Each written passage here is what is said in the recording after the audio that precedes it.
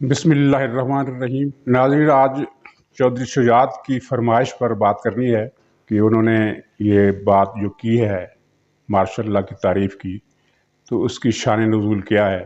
لیکن اس سے پہلے مختصر طور پر پی ڈی ایم کا ذکر کرنا چاہتا ہوں، جس کو بچانے کی یا دوبارہ زندہ کرنے کی کوششیں مولانا فضل الرحمان نے شروع کر دی ہیں، اور انہوں نے کہا ہے کہ بعض عناصر پی ڈی ایم کا اتحاد توڑنے کی سازش کر رہے ہیں، لیکن ہم اتنے بچے نہیں ہیں، ہم سازشوں کو سمجھتے ہیں اور اپنے نفع نقصان کا بھی حساب رکھتے ہیں۔ پی ڈی ایم کو بچانے کے لیے انہوں نے پیپلز پارٹی کو ایک رستہ دیا ہے کہ وہ قومی اسمبلی سے استعفے دے دے، سندھ اسمبلی سے بے شک نہ دے، وہ بعد میں دیکھی جائے گی۔ لیکن یہ پیشکش جو انہوں نے پی ڈی ایم کو بچانے کے لیے کی ہے وہ 3-4 دن پہلے بھی کر چکے ہیں، جس دن پی ڈی ایم ٹوٹا تھا۔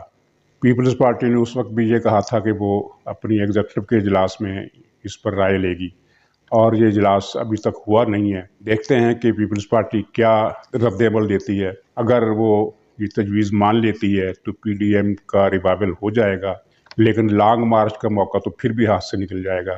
گویا کہ جو ہے وہ بہرحال دونوں صورتوں میں اگر پی ڈی ایم بچ جاتا ہے تب بھی، اگر نہیں بچتا تب بھی نئے سرے سے شروع کرنی ہوگی۔ دوسری طرف حکومت نے جو پارلیمانی کمیٹی بنائی ہے اسپیکر کے ذریعے انتخابی اصلاحات پر مذاکرات کرنے کے لیے، اس کو مسلم لیگ نے تو یکسر ہی مسترد کر دیا ہے، اور اطلاعات ہیں کہ پیپلز پارٹی کے اندر بھی اس کی کوئی فیور نہیں پائی جاتی۔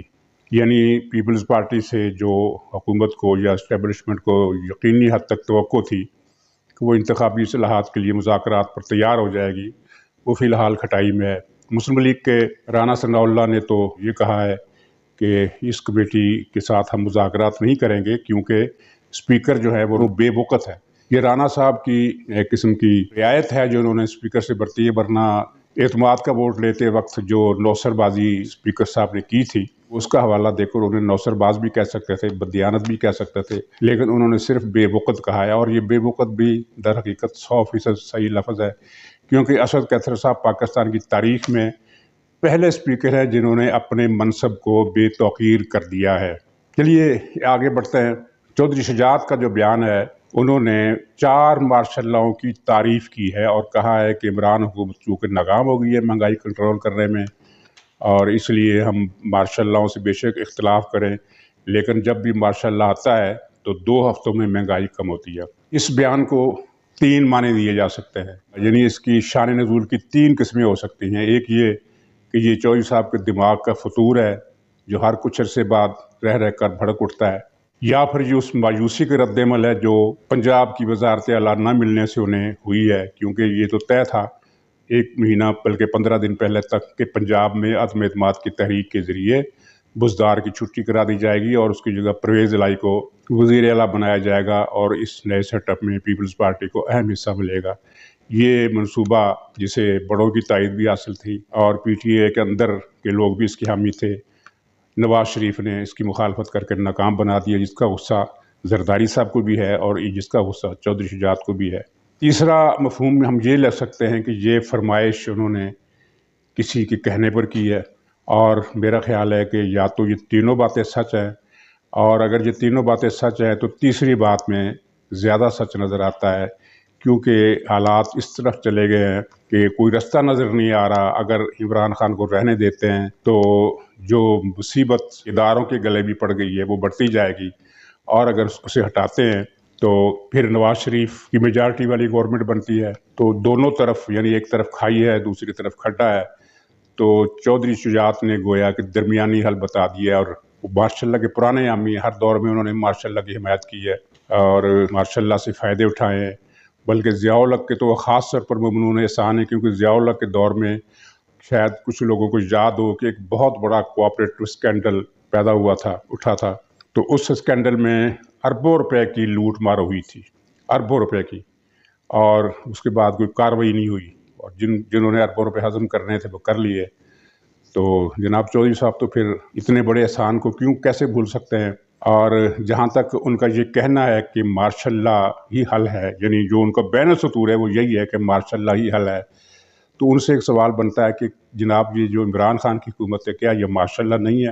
در حقیقت یہ 5واں مارشل لا ہے۔ ایک بہت بڑا جھوٹ ہے، یہ تواتر سے بولا جاتا ہے کہ مارشل لا کے دور میں ترقی ہوتی ہے، استحکام ہوتا ہے، آپ ہسٹری پڑھیں ایوب خان سے لے کر آج تک یہ آپ کو اندازہ ہوگا کہ پاکستان میں جتنی بھی تباہی آئی ہے، جتنی بھی بربادی نازل ہوئی ہے، جتنی بھی مصیبتیں نازل ہوئے ہیں پاکستان میں، جتنی بھی کمزوریاں آئی ہیں، جتنے بھی نقصانات پہنچے ہیں، وہ سب ان 5 مارشل لاؤں کے دور میں پہنچے۔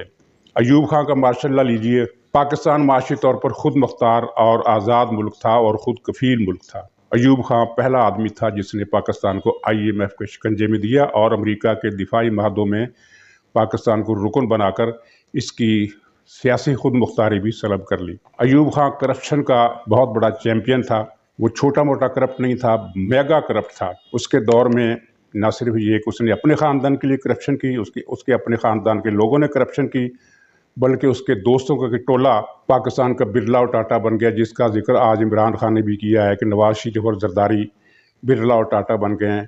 انہوں نے یہ نہیں بتایا کہ تحریک انصاف میں اس وقت 50 سے زیادہ ٹاٹا اور برلا جمع ہیں، وہ کس نے بنایا ہے۔ بہرحال ایوب خان کی جو ایک خارجہ پالیسی تھی وہ بھی شرمناک ہے۔ اس نے چین کے مانگے بغیر پاکستان کے کشمیر کا ایک ٹکڑا بڑا رقبہ جو سیاچن گلیشیئر سے بھی بڑا رقبہ تھا وہ چین کو دے دیا۔ چین نے مانگا نہیں تھا، اس نے خود دیا۔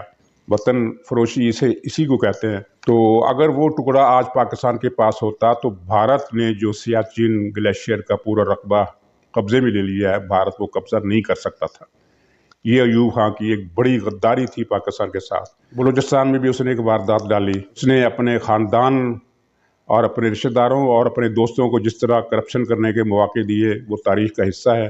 اور اس کی جو معاشی پالیسی تھی وہ یہ تھی کہ مڈل کلاس اور لوئر مڈل کلاس کو بالکل نچوڑ کر سرمایہ داروں کو نوازا جائے، اور یہی پالیسی بعین ہی عمران خان کی ہے۔ ان 2.5 برسوں میں اس نے بے شمار مڈل کلاس والوں کو لوئر کلاس میں بدل دیا اور لوئر کلاس والوں کو بالکل پور کلاس میں بدل دیا۔ یہ ایوب خان کی پالیسی تھی، اور اسی لیے عمران خان ایوب خان کو اپنا ہیرو کہتا ہے۔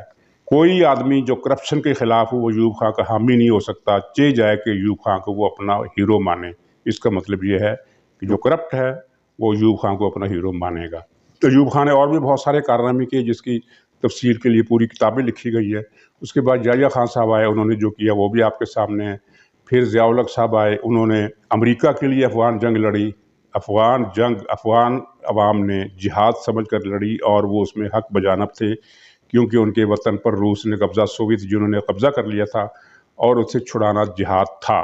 لیکن ضیاء الحق نے یہ جنگ امریکہ کے لیے لڑی۔ اگر امریکہ کا مفاد اس جنگ میں نہ ہوتا تو ضیاء الحق کبھی یہ جنگ نہ لڑتا۔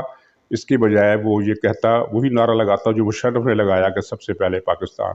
ضیاء الحق نے پتہ نہیں کیا سوچ کر ہیروئن کی پالیسی اپنائی، ہیروئن اگانے کی، ہیروئن بنانے کی، ہیروئن فروخت کرنے کی، ہیروئن ایکسپورٹ کرنے کی۔ اس سے پاکستان کو بدنامی کا سامنا بھی کرنا پڑا، اور پاکستان کی کتنی نسلیں تباہ ہو گئیں۔ ضیاء الحق نے تیسرا کام یہ کیا کہ پاکستان سٹیل مل، پاکستان ریلوے اور واپڈا کی تباہی کا سنگ بنیاد رکھا۔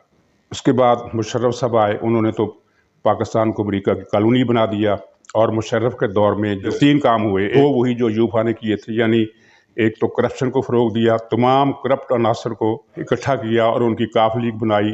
کرپشن کی وہ سرپرستی کرتا تھا۔ ایک واقعہ ایسا ہے کہ اس نے اپنے ایک ساتھی جنرل امجد کو نیب کا سربراہ بنایا، احتساب کا، کہ وہ کرپٹ لوگوں کے خلاف کارروائی کرے۔ مقصد یہ تھا کہ ان لوگوں کو کاف لیگ میں لائے، لیکن جنرل امجد جو تھا وہ اس بات کو نہ سمجھ سکا۔ اس نے کرپٹ لوگوں کے خلاف واقعتاً کارروائی شروع کر دی، تو اس کے خلاف پھر ایک پریس کانفرنس کروائی گئی اور اس کو عہدے سے ہٹا دیا گیا۔ تو اس کے دور میں کرپشن نے دن دوگنی اور رات چوگنی کے حساب سے ترقی کی۔ اور دوسری اس کی پالیسی ایوب خان والی یہ تھی کہ معیشت جو ہے اس کے تمام وسائل دولت مند طبقے کے لیے ہونے چاہیے، اور غریبوں اور مڈل کلاس والوں کے پاس کوئی ذرائع آمدنی نہیں رہنے چاہیے، یا ان کی آمدنی اتنی کم ہو جائے کہ وہ صرف زندہ رہ سکیں، اس سے زیادہ نہیں۔ اور یہی وہ پالیسی ہے جو عمران خان اب بدرجہ تم یہ اس کو نافذ کر رہا ہے اور کامیاب کر رہا ہے۔ تیسری مشرف کی پالیسی یہ تھی کہ تعلیم اور صحت، ان کی سہولتیں middle class, lower middle class کی پہنچ سے باہر ہونی چاہیے۔ صرف اپر کلاس کو یہ حق ہونا چاہیے کہ وہ تعلیم حاصل کرے اور صحت کی سہولتیں حاصل کرے۔ یہ سیاسی بیان نہیں ہے، یہ فیکٹ ہے، ریکارڈ پر ہے کہ ضیاء الحق کے دور میں تعلیم اور صحت کی سہولتیں اتنی زیادہ مہنگی ہو گئی، سرکاری تعلیمی ادارے کم ہوتے گئے، پرائیویٹ ادارے بڑھتے گئے، یہاں تک کہ اب middle class, lower middle class का जो तबका है वो अपने बच्चों को तालीम आसानी से नहीं दिलवा सकता। और इसी मंशूर को अब ये इमरान खान ने दर्जा कमाल तक पहुंचा दिया है। तालीम बहुत ज़्यादा महंगी हो गई है, दवाएं बहुत ज़्यादा महंगी हो गई है। सरकारी अस्पतालों में जो आवाम को रिलीफ का सिलसिला पिछली हुकूमत ने शुरू किया था, फ्री दवाओं का, फ्री टेस्ट का, वो सारा यकसर ख़त्म कर दिया। और अब इमरान खान सरकारी अस्पतालों को निजकारी के ज़रिए अपने दोस्तों को लोग बेच रहे हैं ताकि वो इन सरकारी अस्पतालों को प्राइवेट अस्पताल बनाकर नए बिरला और टाटा बन सकें। चुनांचे लोअर क्लास जो है वो तालीम और सेहत दोनों सहूलतों से तेज़ी के साथ महरूम हो रही है। यानी अयूब, ज़िया और मुशर्रफ तीनों का मिशन जो है उसको दर्जा कमाल तक ये 5वां मार्शल लॉ पहुँचा रहा है। तो ये गुजारिशात जो थी ये चौधरी शुजात के लिए थी कि जनाब आप क्यों झूठ बोल रहे हैं। आप अपने तमाम उम्र के गुनाहों का हिसाब करने के बजाय इस गुनाहों में इजाफा कर रहे हैं ये झूठ बोलकर कि मार्शल लॉ में महंगाई कम होती है। तो जनाब ये था मार्शल लॉ का जिक्र। और इसके साथ एक ज़मीनी तौर पर मैं एक बात बताना चाहता हूँ कि बर्मा में जो डेवलपमेंट हुई है उसका नतीजा इंटरनेशनल अफेयर्स पर पड़ने वाला है।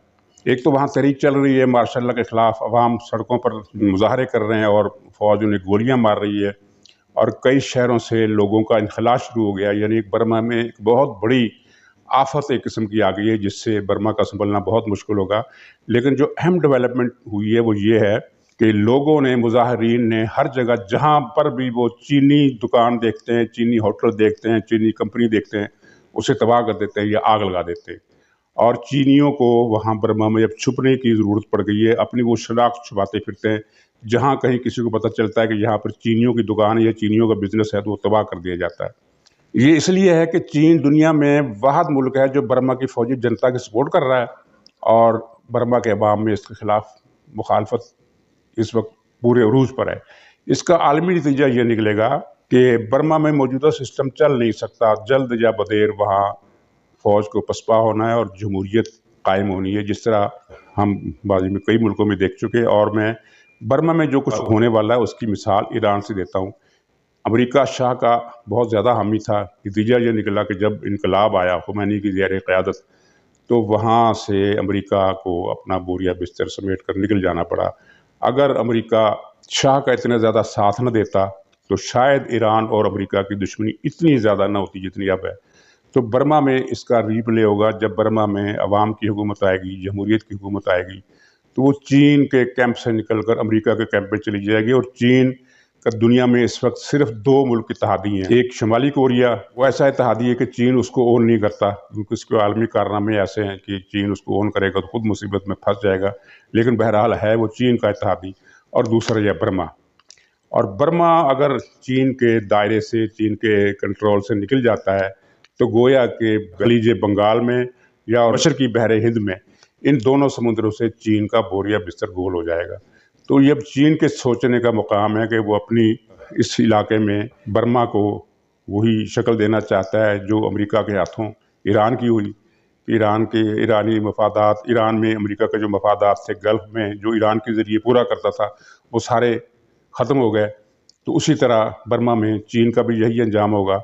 तो हो सकता है चीन वाले संजीदगी से सोच रहे हो कि नहीं, हम बगावत को दबा लेंगे। लेकिन अगर बगावत को ना दबा सके, और मेरा ख्याल है कि नहीं दबा सकते, तो बर्मा से चीन का बोरिया बिस्तर गोल हो जाएगा।